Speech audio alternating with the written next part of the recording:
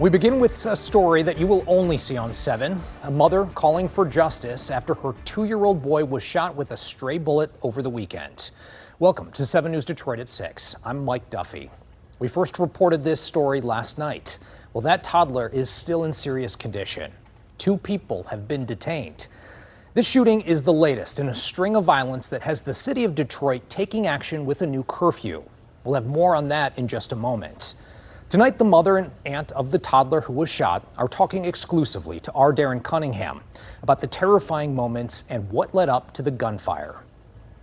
I could have been planning a funeral today for my 2-year-old. As difficult as it is recapping what happened to her son Bryson Saturday night, Aisha Bell and Bryson's aunt Tiara Young are speaking with 7 News Detroit, hoping to spare another family from experiencing the same pain. We stood where a stray bullet struck Bryson as he watched fireworks that night. Bell says family members heard the shooting, but it wasn't initially clear Bryson had been hit. I checked his shirt. When I opened his shirt up, I seen a bullet hole through my baby chest. And I asked my niece, I said, did he fall on something? Did something hit his chest? Because there was so much blood pouring out. Some told me to look at the back of it. I pulled his shirt down in the back and there was a hole coming out of there too.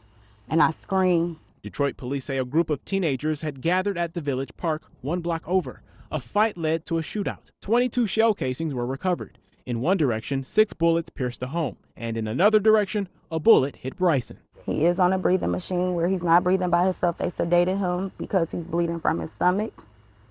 His right lung was hit, his rib, his collarbone. Injuries no one, let alone an innocent child, should have to endure. For me getting to the hospital and the nurses and them telling me out of the last 2 weeks, my baby was the only one that made it out of all the kids and everything that came, that's a blessing. One of my angels had to be holding on to my baby at that moment because this is crazy. I go from watching my baby smiling to him laying in the hospital bed and not even breathing by himself.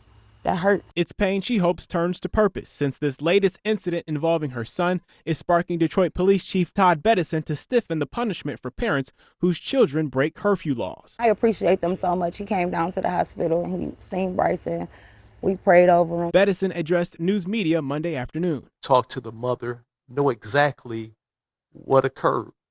And what she told me was that the Detroit police had been there earlier and that they had moved juveniles along and pushed them along. The chief says the teens came back. Everybody know a big crowd is trouble. These kids, it's 11 o'clock at night. Where's the parents? But nowadays in this generation, the kids party with the parents too. It's going to be a long road to recovery, but we got this. Bryson is fine. He's fighting. He's a fighter. And I just need prayers. That's all I need right now is heavy prayers for my baby. DPD says 2 people have been detained for the shooting, considered persons of interest in this case. On the east side, Darren Cunningham, 7 News Detroit. Our hearts definitely go out to that family. Thank you so much, Darren.